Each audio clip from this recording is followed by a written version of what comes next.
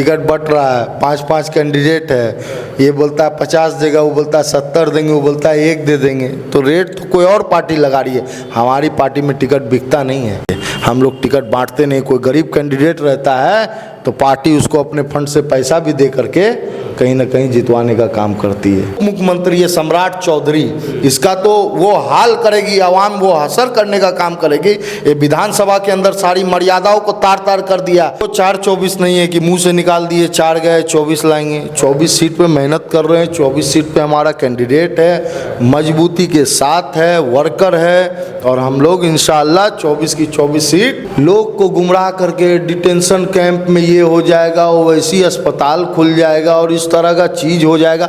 लोग को बरगला के नो डाउट वोट लिया, लेकिन उसी का तो पछतावा है भाई। 12,000 वोट से हमारी सरकार बनते बनते रह गई। हमारे नेता बोलने का काम किए 2500 रुपया हर माँ बहन के खाते में माई बहन मान योजना के तहत हम लोग सरकार बनने के बाद देने का काम करेंगे। तो हो सकता है नीतीश कुमार जी का फिर से आँख खुले और नीतीश कुमार जी 2500 नहीं तो 1500 रुपया वो देने का काम करेंगे, देखिएगा। अगर हमारे नेता मुद्दा बनाने में कामयाब नहीं होते तो क्या नीतीश कुमार जी कभी 400 से बढ़ा के 1100 कर देते? नीतीश जी कब 20 साल से कहाँ चले गए थे? तब उनकी अकल। और बिहार को देखिए, चारा खाया मिश्रा, अब बदनाम हो गया पिछड़ा। लालू जी बिहार को बेलगाम अधिकारी चला रहा है। बिहार को केंद्र में बैठी नरेंद्र मोदी और अमित शाह की सरकार चला रही है। नीतीश कुमार के हाथ में कुछ नहीं है, कुछ भी नहीं है। अस्सलाम वालेकुम, आदाब, नमस्कार। मेरा नाम फिरदौस गनी है, आप KDV लाइव देख रहे हैं। मेरे साथ इस वक्त मौजूद हैं रेहान अहमद साहब, जो कि RJD से जुड़े हुए हैं, RJD के जिला प्रधान महासचिव हैं। इनसे हम आज कुछ मुद्दे हैं जिस पर बात करने वाले हैं। तेजस्वी यादव जी आ रहे हैं किशनगंज, क्यों आ रहे हैं, किस लिए आ रहे हैं, तो आपको पता ही है, हमको बताने की ज़रूरत नहीं है। रेहान अहमद साहब, आपका बहुत बहुत स्वागत है हमारे चैनल पर। आपका भी बहुत बहुत स्वागत है, बहुत बहुत खैर मकदम। और आपके तमाम व्यूअर्स का, देखने वाले तमाम दर्शकों को मैं अपना सलाम, नमस्कार, आदाब पेश करता हूँ।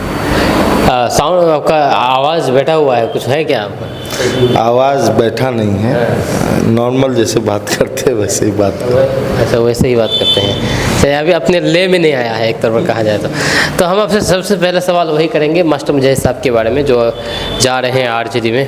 और क्या लगता है कि आप नगरवासियों से खुश हैं या फिर दुखी हैं? नहीं, दुखी है। अरे खुश है भाई, पूरा किशनगंज और तमाम तर लोग, किशनगंज की आवाम भी खुश है कि पूर्व विधायक मास्टर मुजाहिद साहब का ये फैसला सीमांचल और किशनगंज के हक में हुआ है। और उनके आने से कहीं ना कहीं पार्टी को भी मजबूती मिली है और इस क्षेत्र का कहीं ना कहीं एक बल मिला है। एक बड़ा नेता आया है हमारे पार्टी में, हम लोग दिल खोल के स्वागत करते हैं। तो उससे फ़ायदा है कि नुकसान है मास्टर साहब का? नहीं, बिल्कुल, कहीं ना कहीं निसंदेह इसमें फ़ायदा है भाई, नुकसान का बात ही नहीं होता है। एक पूर्व प्रत्याशी जो जनता दल यूनाइटेड के टिकट से लोकसभा का चुनाव लड़ा हो और सेकंड नंबर पे रहा हो, तो उसके आने से नुकसान कहाँ से होगा? पार्टी को तो फायदा ही होगा। एक ऐसे पूर्व प्रत्याशी जो विधानसभा भी हारे, लोकसभा भी हारे, उसको आने से कैसे आपकी पार्टी को मजबूती मिलेगी? अरे ये चुनाव है, चुनाव में लोग लड़ते हैं तो एक ही ना जीतेगा भाई, एक ही जीतेगा। तो एक की जीत हुई, एक की हार होती है, तो उससे मतलब नहीं। लेकिन जब जनता की बात कीजिएगा तो जनता एक बड़ी आबादी उनके तरफ भी थी, उनका चेहरा देख के भी उनको वोट की थी। तो अब हमारे साथ आ गए हैं, तो अब इस तरह की बात, कटुता वाली बात ना ही हो तो बेहतर है। और मजबूती से हम लोग आगे बढ़ने का काम करेंगे। सीमांचल में हम लोग का बस एक ही अभी उद्देश्य है, 24 का 24 सीट हम लोग राजद और महागठबंधन की झोली में डालने का काम करें। इससे कहीं ना कहीं बहुत मजबूती मिलेगा। 24 की 24 सीट RJD को आप मतलब कि देंगे सीमांचल से, ये आप अभी कह रहे हैं। लेकिन 2020 के विधानसभा चुनाव में जिस तरह से RJD का सुपड़ा साफ हुआ था MIM आ करके, तो क्या लगता है कि RJD फिर से अपने वजूद में आ रहे हैं सीमांचल में, किशनगंज में? देखिए भाईजान, चुनाव में जीत होती है, हार होती है। 90 से लेकर के 2005 तक लालू यादव जी और राष्ट्रीय जनता दल प्रचंड बहुमत से सरकार बनाती थी। फिर नीतीश जी सरकार में आए, फिर अब दौर युवाओं का आ रहा है और आप देखने का काम कीजिए कि किस तरह से तेजस्वी जी का डिमांड पूरे बिहार के अंदर एक नौजवान नेता और बिहार की तस्वीर तकदीर बदलने का जज्बा रखने वाला नेता, नौकरी देने वाला नेता, शिक्षा स्वास्थ्य की बात करने वाला नेता, तो इस तरह का अब तो नौवीं फेल नेता कहा जाता है उनको। 9वीं फेल और 10वीं फेल ये सब करते रहिएगा तो कौन सा नीतीश कुमार जी इंजीनियर है ना, नीतीश जी इंजीनियर है तो काहे ने 20 साल में जो पेंशन, वृद्धा पेंशन, विधवा पेंशन और तमाम पेंशन को 400 से 400 क्यों रखे हुए थे? अभी चुनाव 1100 किया है। हाँ, अभी 1100 किया है। बात ये है अभी 1100 किए हैं नीतीश जी ना, तो नीतीश जी अभी 1100 क्यों किए? हमारे नेता, आदरणीय नेता प्रतिपक्ष तेजस्वी यादव जी जब बोलने का काम किए, हम लोग 400 से पेंशन बढ़ा के 1500 करने का काम करेंगे, तो नीतीश जी का आँख खुल गया। नीतीश जी उसको बढ़ा के 1100 कर दिए। हम लोग बोले 200 यूनिट बिजली फ्री करेंगे, नीतीश जी 125 यूनिट कर दिए। हमारे नेता ने बोला युवा आयोग का गठन करेंगे सरकार बनने के बाद, नीतीश जी को टेंशन हो गया, नीतीश जी उससे पहले गठन कर दिए। हमारे नेता बोले दिव्यांग आयोग का गठन करेंगे, तो हो ना हो चुनाव से पहले वो भी हो जाए। हमारे नेता बोलने का काम किए 2500 रुपया हर माँ बहन के खाते में माई बहन मान योजना के तहत हम लोग सरकार बनने के बाद देने का काम करेंगे। तो हो सकता है नीतीश कुमार जी का फिर से आँख खुले और नीतीश कुमार जी 2500 नहीं तो 1500 रुपया वो देने का काम करेंगे, देखिएगा।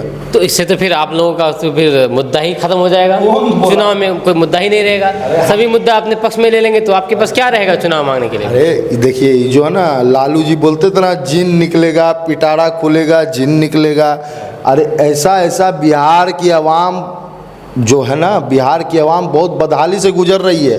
20 साल नीतीश कुमार रहे कुर्सी पे, तो बिहार की आवाम का 20 गत पूरा कर दिए हैं भाई। तो अभी मुद्दा बहुत है, हम लोग को सुधार की ओर ले चलना है, बिहार की आवाम को बहुत चीज़ देने का काम करना है। हमारे नेता अपना विज़न लेकर के पूरा डॉक्यूमेंटेशन के साथ आके और बताने का काम करेंगे जब साझा प्रेस कॉन्फ्रेंस होगा इंडिया गठबंधन का। अभी तो लोग परेशान हैं चुनाव आयोग से, उसकी बात क्यों नहीं करते हैं भाई आप? हर बूथ पे अगर आपका, आज किशनगंज विधानसभा के अंदर 305 बूथ है, अगर हर बूथ पे आपका 20 वोट काट लेगा तो आप तो हार गए चुनाव। इसी की बात तो हमारे नेता कर रहे हैं। ये भाजपा और चुनाव आयोग का जो गठजोड़ है, नया प्रकोष्ठ बन के रह गया। मुझे शर्म आती है बोलने में कि एक चुनाव आयोग एक संविधानिक संस्था है और उसका काम निष्पक्ष चुनाव कराना है, लेकिन कहीं ना कहीं वो भाजपा का पिछड़गू बन के रह गया है भाई। आज आम आवाम को, जनमानस को जिस तरह से परेशान करने का काम कर रही है ये चुनाव आयोग, इसका खामियाजा नीतीश कुमार और नरेंद्र मोदी को भुगतना होगा और 25 के चुनाव में ही भुगतना होगा भाई। 25 के चुनाव में भुगतना होगा 100%। अच्छा, जो इस तरह से जो वादा कर रहे हैं तो लोग भी तो काफ़ी प्रभावित हो रहे हैं उनके ऊपर, जो चाहे बिजली का मामला हो, पेंशन का मामला हो, युवा का मामला हो। देखिए जनता से जुड़ा हुआ, जनता के सरोकार से जुड़ा हुआ जो भी मामला, ये एक मजबूत विपक्ष की निशानी है कि भाई हमने मुद्दा बना दिया। आप बात को समझिए ना, अगर हमारे नेता मुद्दा बनाने में कामयाब नहीं होते तो क्या नीतीश कुमार जी कभी 400 से बढ़ा के 1100 कर देते? नीतीश जी कब 20 साल से कहाँ चले गए थे? तब उनकी अकल और बिहार को, आवाम को फायदा पहुंचाने का काम तब उनकी विजन में कहाँ था? यही नीतीश कुमार है ना, जो बोलते थे मुफ्त बिजली नहीं देंगे, विधानसभा के अंदर बोलते थे, आज क्यों पलट गए भाई? तो ये सारी चीज़ें हैं, जनता समझ रही है, अब ऊब चुकी है भाई। आप ये 10 लाख नौकरी के बारे में बोला था कि पैसा कहाँ से आएगा। हाँ, इस तरह की बात तो अब आवाम के बीच है, यही घिसा पीटा बात नहीं हम लोग करते हैं भाई। और जिस तरह से लालू जी को बदनाम कर दिया, लालू जी के ऊपर आरोप प्रत्यारोप, इस तरह से चारा चोर, ये वो दिस दैट, ये लोग देखिए चारा खाया मिश्रा, अब बदनाम हो गया पिछड़ा।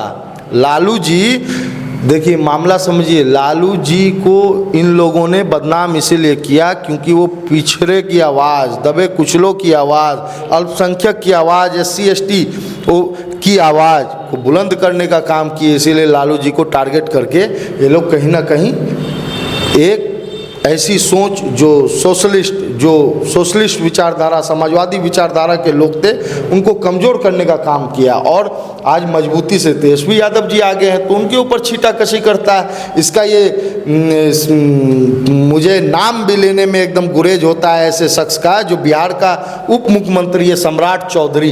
इसका तो वो हाल करेगी आवाम, वो हसर करने का काम करेगी। ये विधानसभा के अंदर सारी मर्यादाओं को तार तार कर दिया। और याद रखना सम्राट चौधरी, जिस तरह से लालू यादव पे तुमने जिस अल्फाज का इस्तेमाल किया है, आने वाला चुनाव आवाम तुम्हारे साथ वो हशर तुम्हारा कर देगी कि तुम अपंग हो जाओगे राजनीति में। याद रखना, आज सत्ता के नशे में चूर है ये सम्राट चौधरी, उसका हशर बुरा होगा। आवाम सबक सिखाने का काम करती है, चाहे तुम कितना भी घमंड कर लो। समय का चक्र जब घूमेगा तो ऐसे ऐसे नेता कहाँ आएंगे कहाँ जाएंगे पता भी नहीं चलेगा। उसको तो बताया जाता है कि नीतीश कुमार के बाद वही मुख्यमंत्री बनेंगे बीजेपी से। अरे नीतीश कुमार मुख्यमंत्री कहाँ है? नीतीश कुमार तो बस कुर्सी पे बैठे हुए हैं। कुर्सी में बैठे हुए हैं कि खटिया पे बैठे हुए हैं? तो नीतीश कुमार के इर्द गिर्द जो बैठे भूजा पार्टी करते हैं, वैसे लोगों से पूछने का काम कीजिए। हमारे नेता बताते हैं शाम में डेली भूजा पार्टी। बिहार को फिर कौन चला रहा है? फिर वो बिहार को आपको बताने की जरूरत है। बिहार को बेलगाम अधिकारी चला रहा है। बिहार को केंद्र में बैठी नरेंद्र मोदी और अमित शाह की सरकार चला रही है। नीतीश कुमार के हाथ में कुछ नहीं है, क्या बात? कुछ भी नहीं है। आप जब सीट बंटवारा हो जाएगा जदयू का तो देखिएगा क्या स्थिति कर देगा। तो चुनाव से पहले, चुनाव के बाद तो खैर पार्टियां इनकी खत्म हो रही है। चुनाव के बाद पार्टी खत्म हो जाएगी 200% पार्टी। एक था शिंदे हुआ ना, बोले थे ना आपको महाराष्ट्र चुनाव से पहले, एक था नीतीश हो जाएगा। आप लिख लीजिए मेरी बात। तो आरजेडी कितनी सीटों पर, मतलब आपको क्या लगता है कितनी सीट ला सकती है आकर के अब सरकार बनाएगी? हम लोग सिर्फ आरजेडी की बात करें तो हम लोग महागठबंधन, सुनिए ना, सिर्फ आरजेडी की बात अगर करें तो हम लोग 100 के आसपास हम लोग सीट जीतने जा रहे हैं, सिर्फ आरजेडी। बाकी गठबंधन की बात नहीं कर रहा हूँ। क्लीन स्वीप होगा इस बार बिहार में। सीमांचल से क्या उम्मीद है आप? जैसे कि आप बताएं कि 24 सीट लाएंगे, 24 के 24 ये सीट। वो 4 और 24 नहीं है, ये वो 4-24 नहीं है कि मुंह से निकाल दिए 4 गए 24 लाएंगे। 24 सीट पे मेहनत कर रहे हैं। 24 सीट पे हमारा कैंडिडेट है, मजबूती के साथ है, वर्कर है, और हम लोग इंशाअल्लाह 24 की 24 सीट पे मेहनत कर रहे हैं। बाकी आवाम मालिक, जनता मालिक है, जनता जिसको बैठाना चाहे। लेकिन इतना है कि इधर उधर बहुत हलचल मचा हुआ है। लोग आएंगे और भी टूट के लोग आएंगे। कल देखे प्रशांत किशोर का झुंझुना पकड़े थे कुछ लोग, बात समझिए, सबको बोला ये कर देंगे वो कर देंगे। आज मोह भंग हो रहा है। आज लोग देख रहे हैं कि सरकार कौन बनाएगा, नीतीश कुमार और मोदी को जवाब कौन दे सकता है बिहार के अंदर। तो उसका नाम है वो लालू प्रसाद यादव का लाल, और बिहार का भावी मुख्यमंत्री तेजस्वी यादव है। वही जवाब दे सकता है, सरकार वही बना सकता है। तो सीमांचल के बारे में अगर बात करें तो सीमांचल में एमआईएम भी काफ़ी मुख्य भूमिका में है। कौन बोला? एमआईएम कैसे नहीं बोला? 5 सीट जीते थे पिछली बार। अच्छा जीते थे, ठीक है, इसमें कहाँ कोई दोहराई है। जनाधार है उनका, तभी तो जीते थे ना। सुनिए, जीते थे, लेकिन अब काठ का हांडी बार बार नहीं चढ़ता है। काठ का हांडी एक बार चढ़ेगा। अब बात समझिए कि लोग को गुमराह करके डिटेंशन कैंप में ये हो जाएगा, वैसी अस्पताल खुल जाएगा और इस तरह का चीज़ हो जाएगा। लोग को बरगला के नो डाउट वोट लिया, लेकिन उसी का तो पछतावा है भाई। 12,000 वोट से हमारी सरकार बनते बनते रह गई। ये समाजवादियों की सरकार थी, ये सोशलिस्ट की सरकार थी, ये दबे कुचले लोगों की सरकार थी। वो सरकार बनती तो हमारे हित में काम होता। तो लोग उसी चीज़ को तो आप समझ गए ना कि हम बटेंगे, इसका फायदा कोई तीसरा उठाएगा, भाजपा शासन में आएगा। और भाजपा की जो मंशा है, मंशा क्या है, इसको ये पूरा सीमांचल रीजन और पूरा बंगाल का कुछ जिला को मिला के ये केंद्र शासित राज्य बनाना चाहते हैं।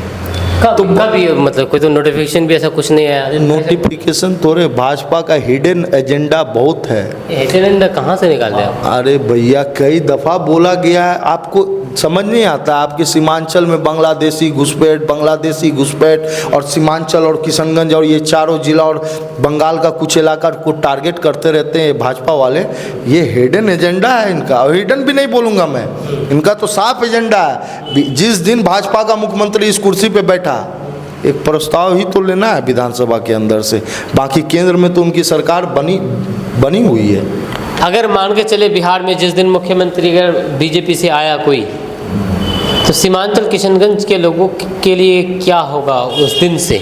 देखिए, हम आशावादी लोग हैं और हम अपने पार्टी को लेकर के, अपने नेता को लेकर के बहुत उम्मीद रखते हैं और ऐसा कभी होने ही नहीं जा रहा है। तो इस पर फजूल का चर्चा करके कोई फ़ायदा नहीं है।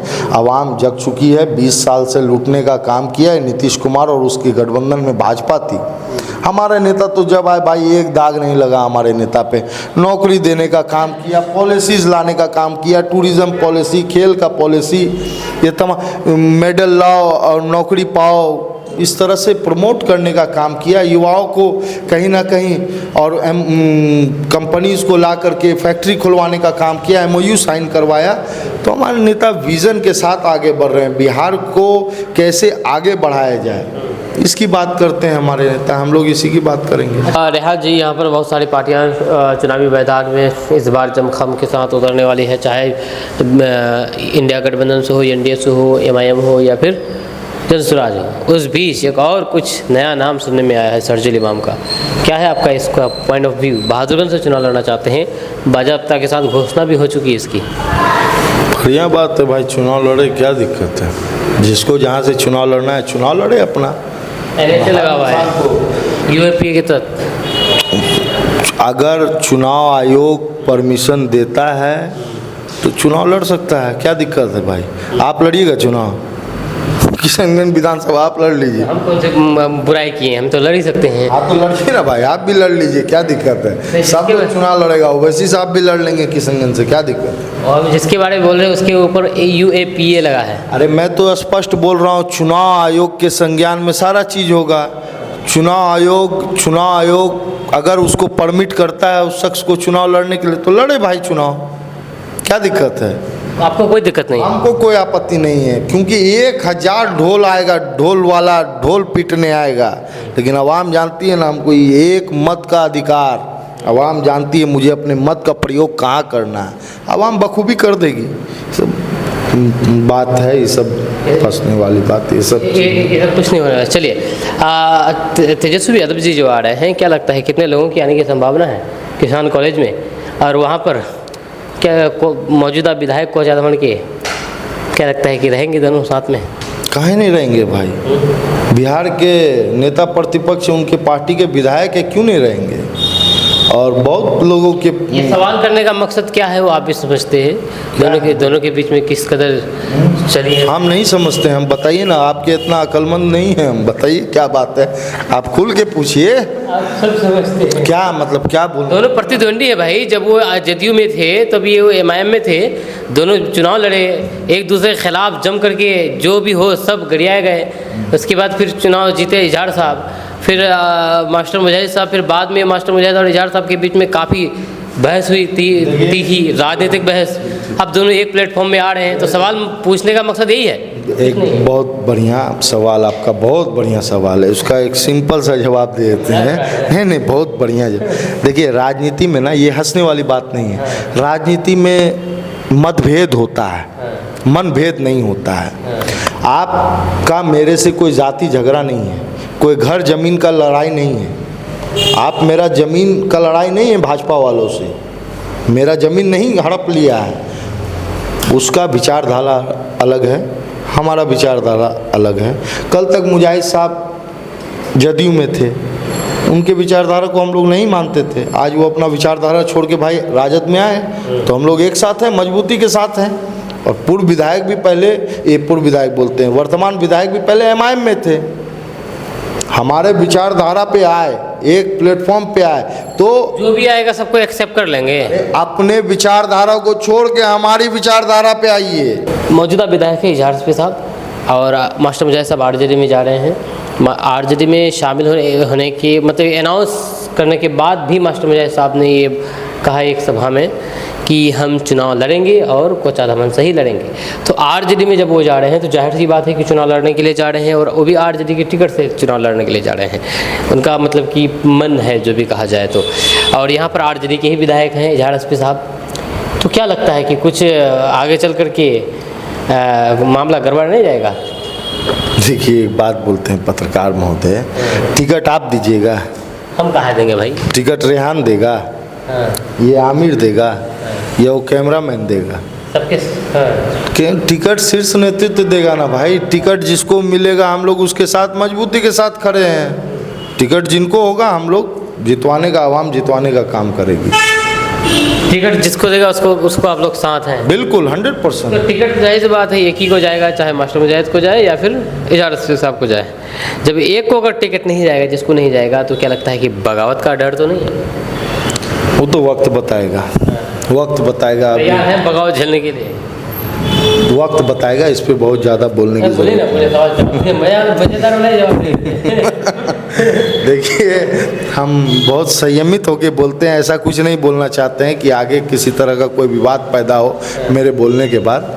हम बहुत संयमित होकर बोलते हैं। आगे कुछ अगर होगा देखा जाएगा, आला कमान तय करेगी, आला कमान समझा लेगी भाई, बात तो हो गया। अच्छा, यहाँ पर दो धारा है एक ही पार्टी से, आरजेडी से ही। एक धारा कह रहे हैं कि टिकट उनको दिया जाएगा जो ज़मीनी स्तर के नेता हो, जो ज़मीन से जुड़ी हुई, मतलब कि लोगों के सुख दुख में साथ देता हो, घर पर जाते हो, मुलाकात करते हो सबसे, मतलब कि हालचाल लेते हो सुख के मौके पर, दुख के मौके पर। एक धारा ऐसा है, चाहे कुछ भी कर लीजिए, मेरे पास पैसा है, हम पैसे के दम पर हम टिकट लेंगे।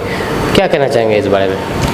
पैसा पे क्या मत निकलेगा, जवाब दीजिएगा सीधा। हाँ। पैसा पे टिकट आपको पता है कहाँ मिलता है? आपको पता होगा। बताइए तो किशनगंज का रेट क्या है? किशनगंज का रेट क्या है? हाँ। किशनगंज का क्या है? पार्टी है, टिकट बट रहा है, 5-5 कैंडिडेट है। ये बोलता है 50 देगा, वो बोलता है 70 देंगे, वो बोलता है 1 दे देंगे। तो रेट तो कोई और पार्टी लगा रही है, हमारी पार्टी में टिकट बिकता नहीं है। आवाम के साथ, जनता के साथ जो जुड़े हुए लोग रहते हैं, पार्टी आला कमान देखती है और उसको टिकट देके जितवाने का भी काम करती है। हम लोग टिकट बांटते नहीं। कोई गरीब कैंडिडेट रहता है तो पार्टी उसको अपने फंड से पैसा भी दे करके कहीं ना कहीं जितवाने का काम करती है। हम लोग पैसा लेने का काम नहीं, पैसा देने का काम करते हैं। पैसा देने का काम करते हैं। चलिए लास्ट में क्या करेंगे मैसेज तेजस्वी जी आ रहे हैं? मैं किशनगंज की आवाम और सीमांचल की आवाम और ख़ास करके कोचादामन की आवाम से ये गुजारिश करना चाहता हूँ कि लोकप्रिय नेता बिहार के भावी मुख्यमंत्री तेजस्वी जी 28 तारीख को सुंदरबाड़ी किसान कॉलेज सोनथा में 2 बजे पधार रहे हैं। 2 बजे से कार्यक्रम है, तो आप तमाम लोग ज़्यादा से ज़्यादा कसीर तादाद में आकर के उनको सुनने का काम करें और सुन के लाभ उठाने का भी काम करें और बिहार के अंदर किस तरह से इस बार सरकार बदलने में अपना अहम योगदान पेश करें। यही गुजारिश है आप तमाम लोगों से।